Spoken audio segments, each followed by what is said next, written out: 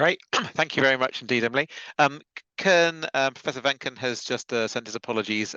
He has another engagement, so he's not able to join us for the discussion. So it's going to be us.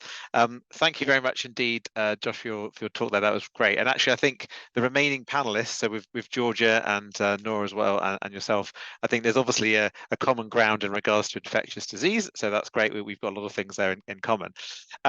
Maybe what I wanted to do is just to kind of think about some of the kind of the current challenges that may be common to all of your research areas, and maybe have a think about that, particularly just understanding what kind of tools that you have available. So all of you have mentioned, Noor, you've mentioned about in dengue, there's obviously there's not a huge amount known in regards to T-cell response to dengue virus.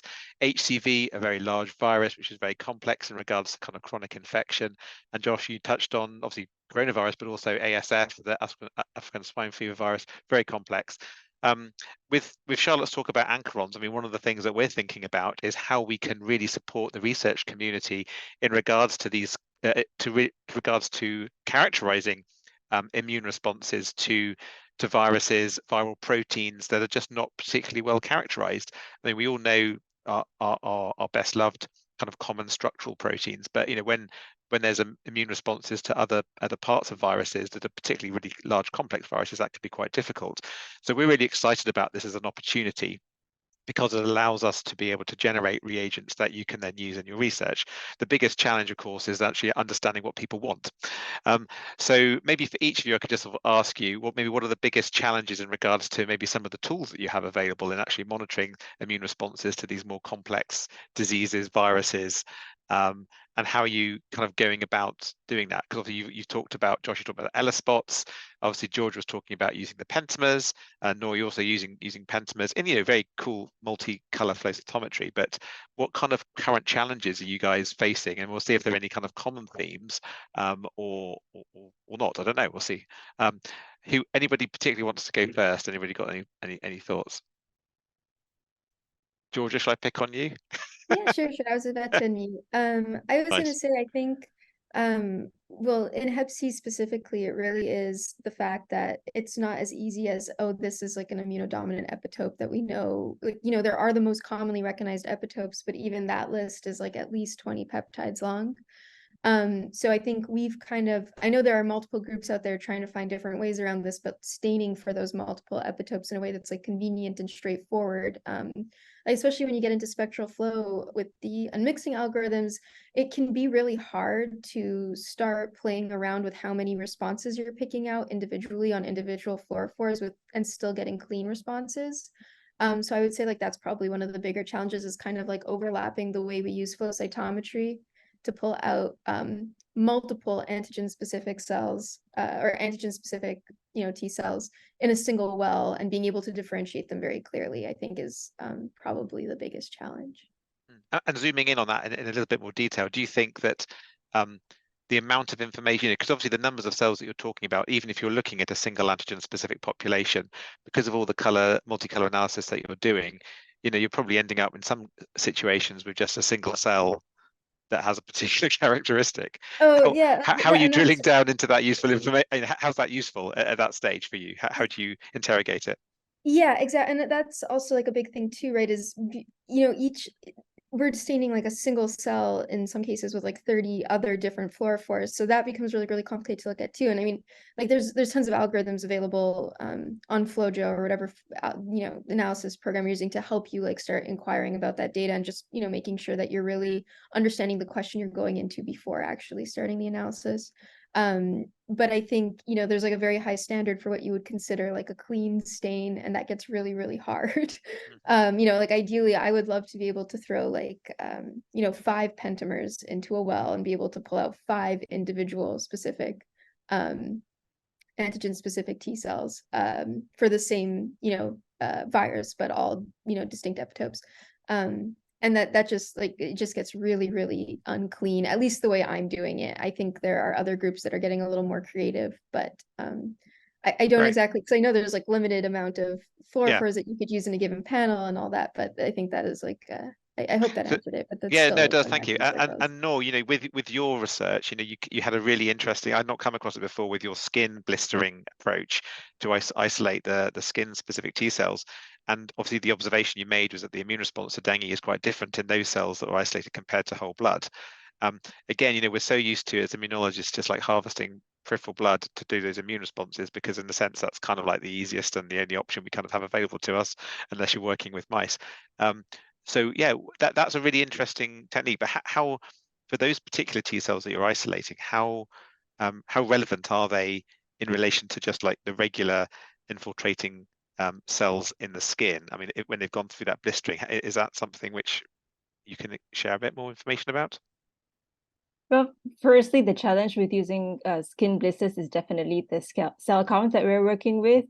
And so on a good day, we're working with a lower limit of like 50,000 cells to start staining with. So that's not a lot of cells. And, if you're looking at pentamer positive or like antigen specific cells, that's really a very limited number that we're going to get, especially since flow cytometry is quite like a numbers kind of game, right?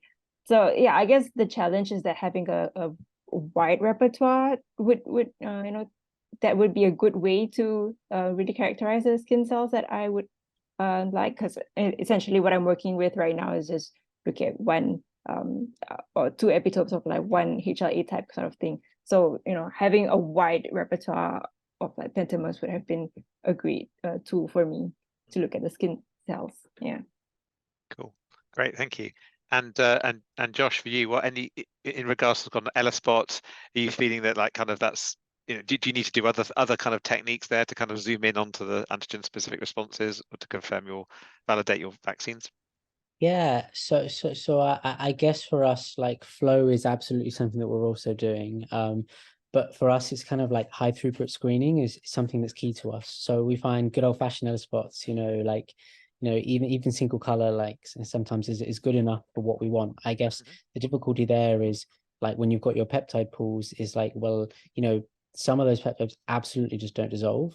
And then you're just like, am I seeing no responses in this pool because there are no responses? It's not immunogenic, or is it actually just because an issue with the experimental system that we're using? So I guess that for me is something that kind of frustrates us. You can predict and go, well, I should dissolve in this and that, but in the end, you're never sure. So I guess like that's a very simple problem, but like that's something that always, when you're doing high screening, always worries me a little bit. Yeah, definitely. And so going back to maybe the first part of my question, so I was probably a bit confused how I was asking it, but thinking about novel targets and particularly with more complex organisms in the vaccine space, looking at trying to understand, just characterize and also to develop therapeutics against these molecules. I guess our excitement is that the real problem is that there's a huge amount of transcriptomics and proteomics data. We know that there's hundreds of thousands of proteins that people are interested in, but there aren't antibodies against them because people haven't even made the recombinant targets to then screen against them. And we can do that. We can make the targets, we can make the anchorons against it.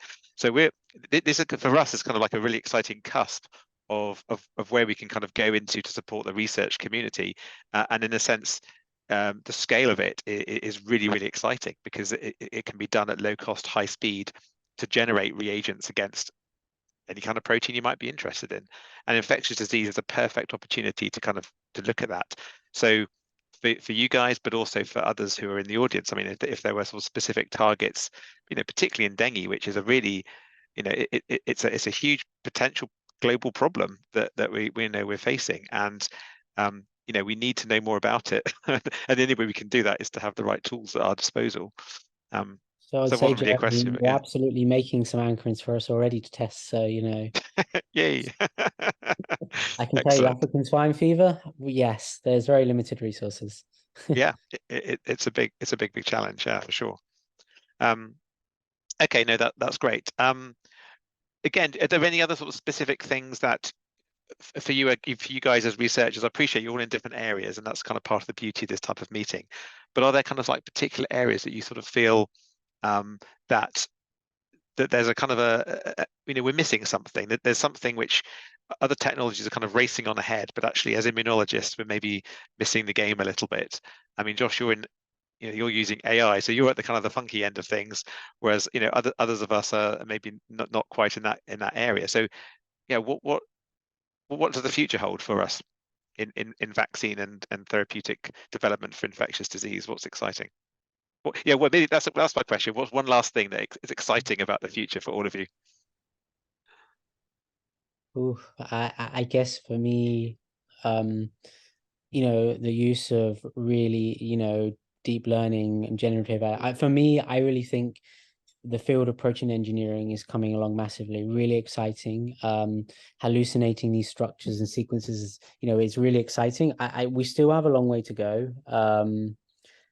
I can tell you that, there are labs out there doing some fantastic stuff and publishing really great stuff with like deep learning based generative AI. But the problem is that there's still 100, 200 candidates screened to identify some of those targets, right? So there's still a level of down selection required. We're getting better and better. And like for me, I'm really excited for us to be, and I've kind of seen people start to do this, right? But like fully engineer a protein that we absolutely want to have a function carried out, whether that's enzymatically or docking with something else and interacting, like we've seen examples of kind of trying to start to make, these hybrids of taking domains, stick them together, or making similar enzymatic sites. But I think we've still got a way to go. But for me, that's really exciting field, because proteins are like the building block of everything, right? The goal is to be able to make your own proteins, and then sky's the limit. But yeah. Perfect. No, thank you. That's great. What about you, Noor? What's exciting for you? Yeah, I think with dengue vaccines, it's a challenge, and also it's really exciting to see how people are trying to get around, or like trying to find a balanced sort of vaccine for all four serotypes, especially since we don't want an unsafe vaccine. We don't want your immune system to be set up against you in the case of like where you're vaccinated and then get a heterotypic infection sort of thing. So yeah, I think it's a challenge, definitely, having to work out a vaccine with like I guess 4 different systems, or like 4 different balanced approach in inducing an immune response.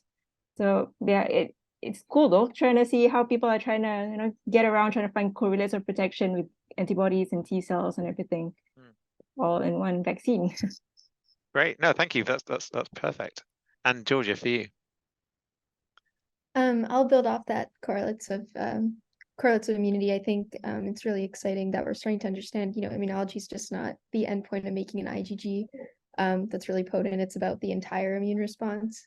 So I think that's going to be really exciting, is exploring really what leads to protection, what is the productive immune response, and it's not just the IgG readout that we're used to. So yeah, very good, excellent.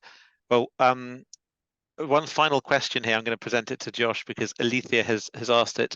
Could I ask if there are models to improve linking multiple antigens epitopes to improve chimeric protein synthesis if it's not mRNA-based antigenicity? Ooh, okay. Put you on the spot there. Wait, so sorry, just to answer that question. So it's not using mRNA, but it's trying to link. Okay, so I would. Okay, so I if I understand your question correctly, it's bicistronic promoters, furin cleavage sites, those kind of things. If that's the right question, so one of the things that we used to do in Oxford was put furin cleavage sites in so that you can separate, and maybe one of them is meant to be antibodies, so you stick a signal peptide on, or one is meant to be T cells, so you just chunk it in a cell.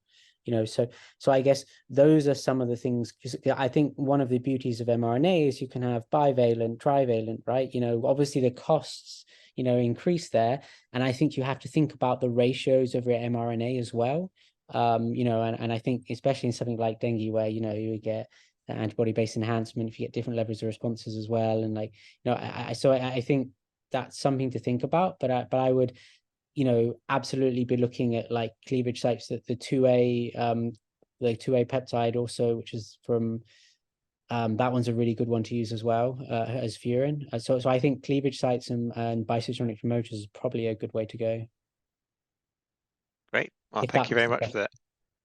I think it made sense to me. That's great. Well, we've come to the end of our time, everybody. So first of all, a massive thank you to everybody here in the panel. And also just want to extend my thanks to all the speakers today, because you've all been magnificent. It's been really interesting just to hear such a diversity of talks against a whole variety of different research areas. So we really do appreciate everybody, particularly those who've stayed very late into the night. So yeah, thank you so much. The talks will be hopefully available online in the next few weeks, so do keep an eye on our website. We have all the talks from previous meetings going back many, many years. So it's really great just as a resource to be able to have a look at that, particularly as you kind of see how things have changed over time. And if anything sparked your interest from this, we do have a Mastering Immunogenicity LinkedIn group, which if you want to kind of connect with those people who've come along today, do join that group. And it's an opportunity to obviously sort of stay connected with people who have similar and also a broad range of different interests. And also, again, if there were any specific services or products that you wanted to find out a little bit more, obviously a little plug just to contact us here at ProImmune. We'd be very happy to help you. And our email address is enquiries@proimmune.com. But with no further ado, thank you so much, everybody, for joining us. And we wish you a very good afternoon, evening, bed, depending on where you are. So thank you very much indeed. Take care.